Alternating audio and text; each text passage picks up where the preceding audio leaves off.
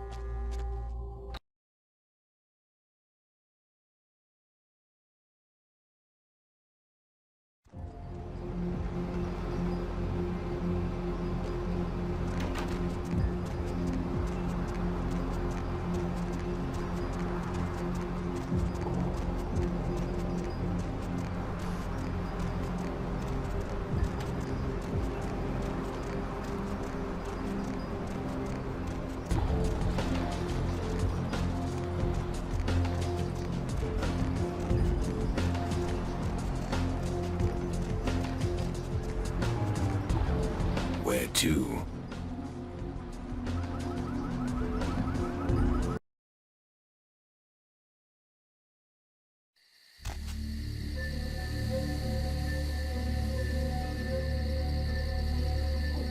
You! What are you doing here? No? You should get out of here. This place is bad news. Pardon me.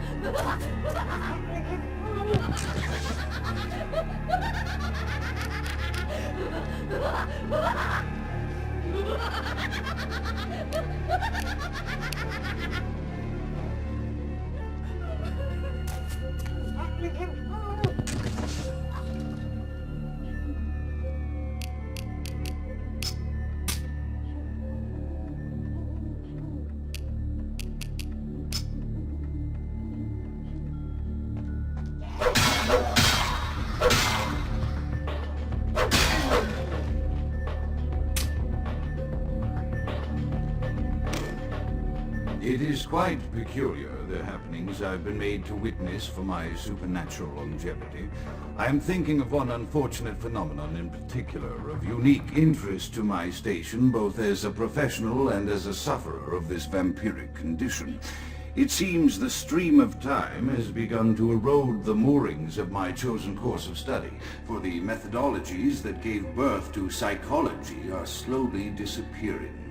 I find myself in an era that overlooks the physical component of psychological pathology time and again in favor of the sophistic practices of Freud. Phrenology, dactylpintolism, and the rest of the old guard has fallen by the wayside, its champions all silenced in death, with my unique exception. Would that I could make my voice heard again, although it may be suspicious should I return to popular medical discourse 50 years after my apparent death. No, better that I continue my studies into the psychoses in secret. One day, may I hold up my own cure as validation of the methods. I am confident no cure for my condition, or that of my beloved wife, lies within our figurative minds, waiting to be unlocked by the correct combination of memories recovered from our childhoods. And I'm most certain it has nothing to do with the relationship between myself, my parents, and my genitals. Sorry, Sigmund, but I choose to stay my course.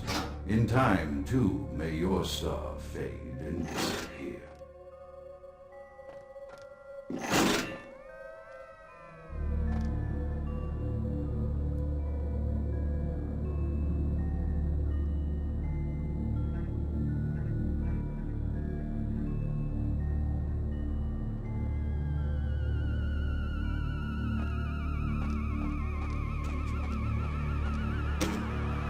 Another unfortunate casualty to tide of time, insane asylums. I lament their loss not only as brokerage houses for the breadth and depth of human psychoses, but also I shall mourn the disappearance of that peculiar environment present only in an insane asylum.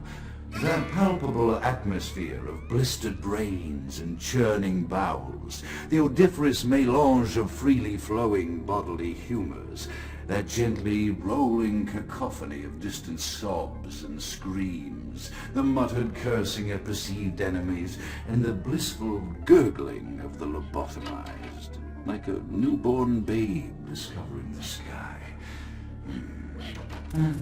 I shall still find test subjects as surely as I find bloody sustenance in the night, but this climate, I fear, may never be replicated.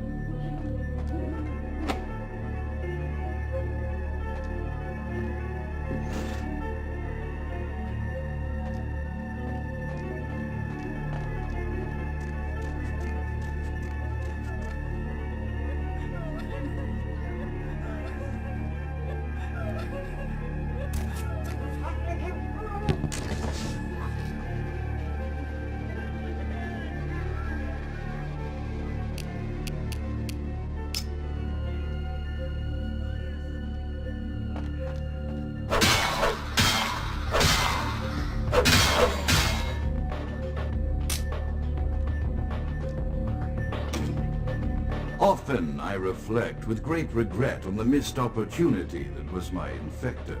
Had I been conscious after the attack, I could have stopped the orderlies from locking her in the roaming pen. What I would give for just one interview, a few simple questions of the plague-ridden woman who met her end that dawn. Of course, there is no guarantee she would have been any more helpful than my current crop of test subjects, mewling wretches. Few could be called enthusiastic. Given the nature of the tests, I cannot expect the same fervor from all, but a modicum of cooperation would be appreciated. Animals. The one called John went so far as to gnaw off his arm and escape into the floorboards like some feral rodent. I still hear him scurrying about at night. He must be making an atrocious mess. My studies proceed at a languid pace. I'm mired in a foul ennui as my wife's illness advances. My subjects grow restless without proper supervision, but I cannot pull myself back from this black depression. How many nights I've wasted now, gazing from the tower walk, pondering the frailty of existence.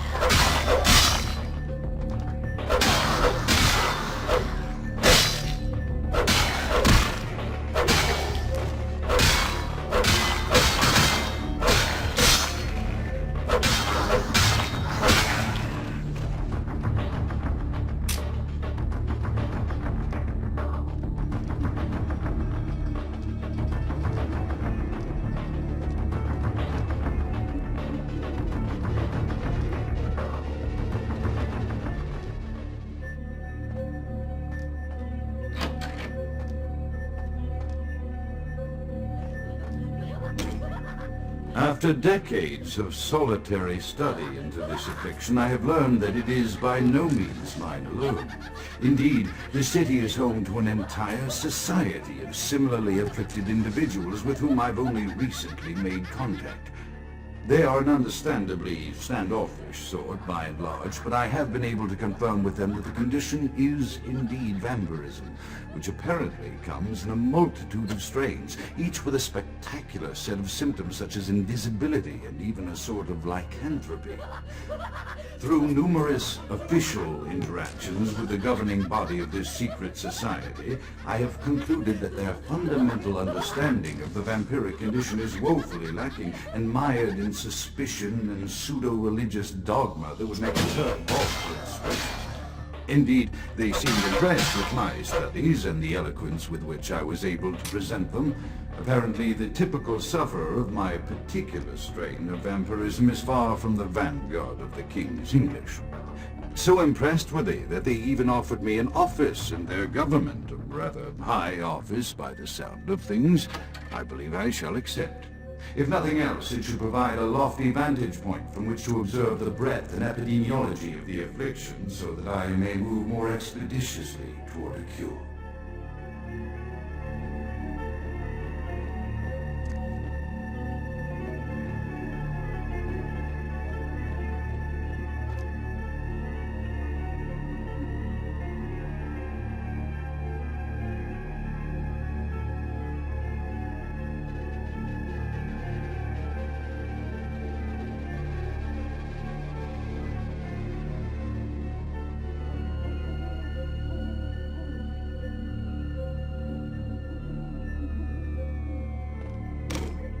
I have accepted the role of Primogen for Clan Malkavian, the dreadfully winsome label applied to the particular strain of vampirism I suffered, so named for some supposed vampire father figure of old.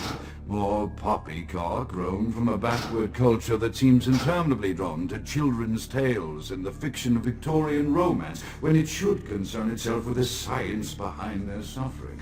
No matter. For I have taken this office for no greater reason than to advance my research. I must make mention, however, that even among my would-be peers in this governing body of vampires, the level of paranoia and superstition is frightening. Their intelligence is not the question, no, indeed. As they courted me for this appointment, I had to suspect that their overtures were hand-tailored to what must be my obvious infatuation with reason, for the devil would do well to have such honey-tongued tempters. Even so, I could not help but notice the dressing of language these vampire leaders chose for their siren song. Whether it is born of habit, from addressing their unwashed, ill-educated subjects, or from their own deep-seated beliefs, their linguistic flourishes belie a faith in superstition over the providence of empirical reason that must be an all-pervasive theme in this society of darkest night. Damn it all, now I'm doing it too.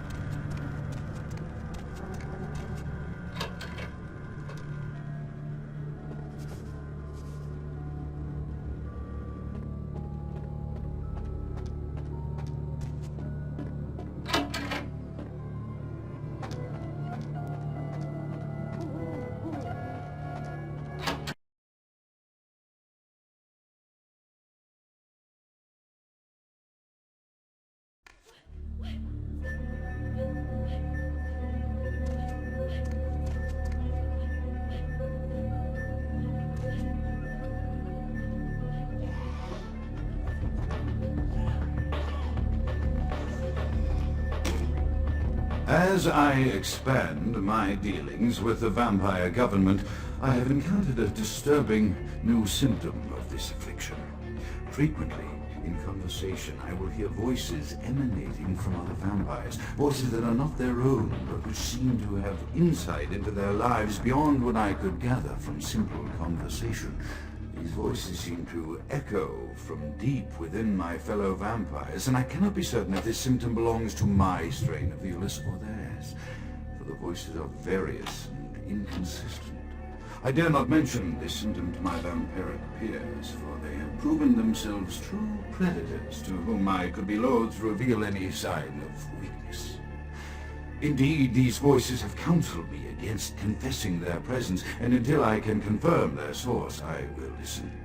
The information the voices have given me ranges from curious to frightening. The latter case is especially true of one powerful vampire whose name I shall not commit to recording in the interests of self-preservation.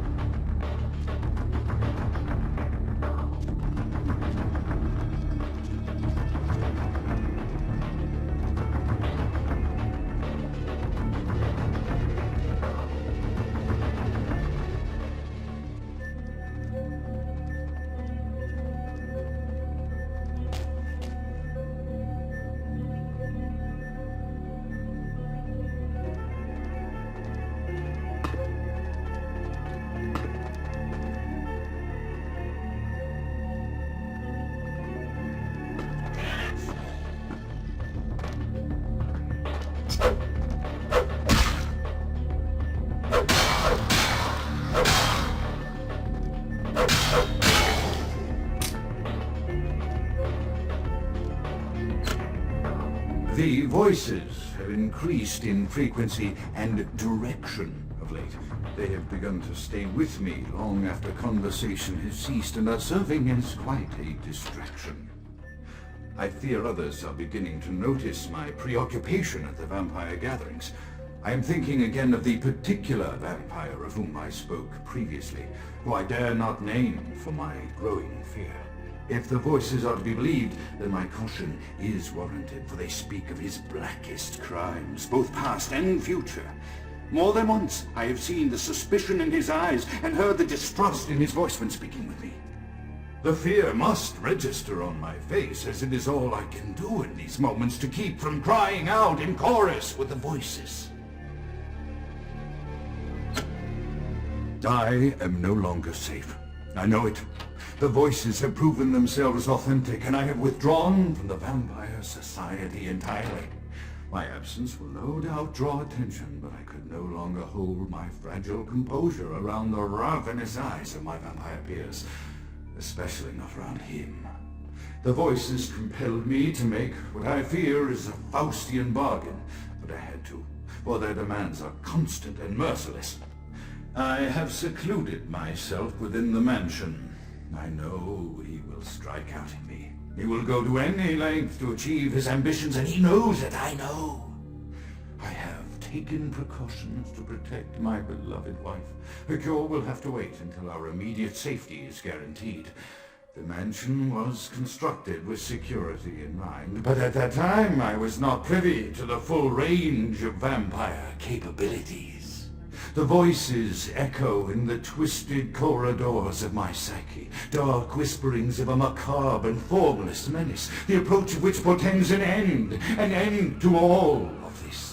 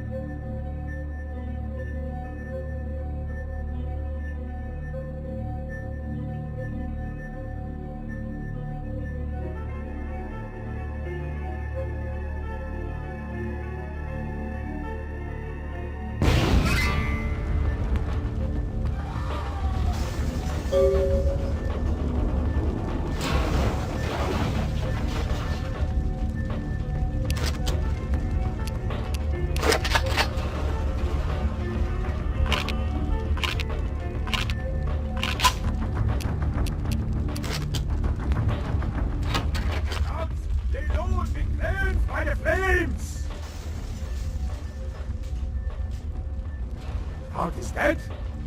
Pity it could not be by my hand. No matter. Soon your self-made kings and false prophets and all who bear the mark of the beast will be washed from the earth for the coming of the Lord. As you burn, tell them it was Grünfeldbach who sent your damned soul to that lake of fire. All agents of Satan shall return to whence they came. Let this righteous display serve as a promise to all who serve the archfiend of God. I'm coming for you now. By the power of the Lord, I will dance your black soul.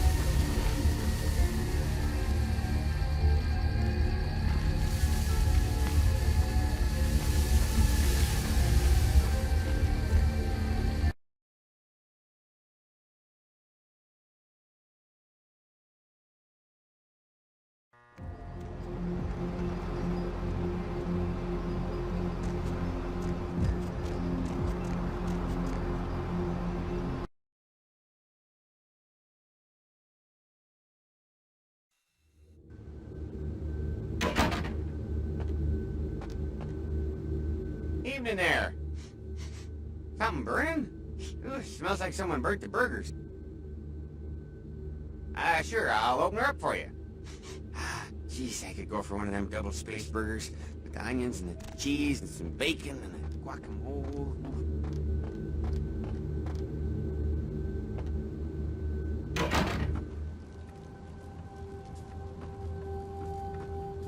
The Primogens still haven't been contacted by Grout.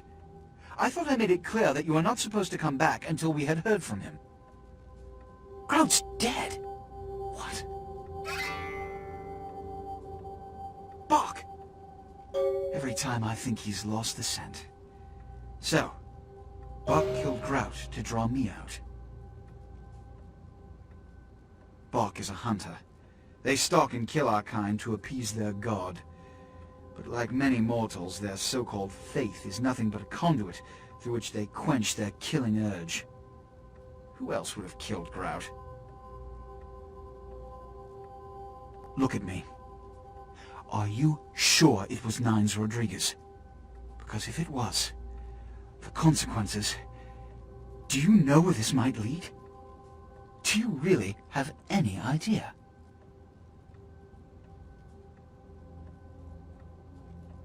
It means, under most circumstances, I would call a blood hunt on the murderer immediately.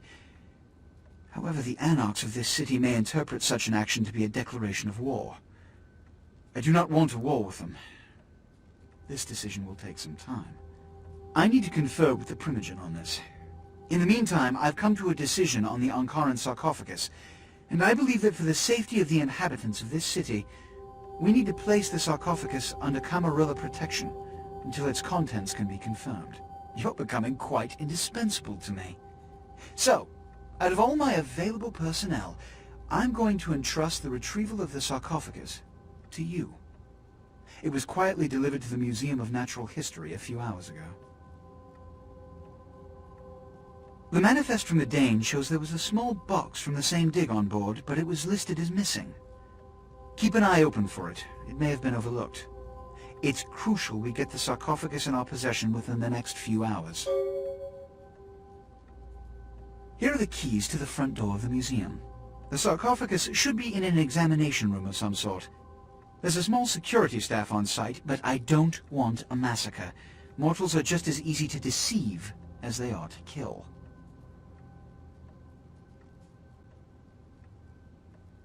There is a degree of immediacy attached to this task. Work fast. And, as on the Dane, you are not to open the Ankaran sarcophagus for any reason. Excuse me.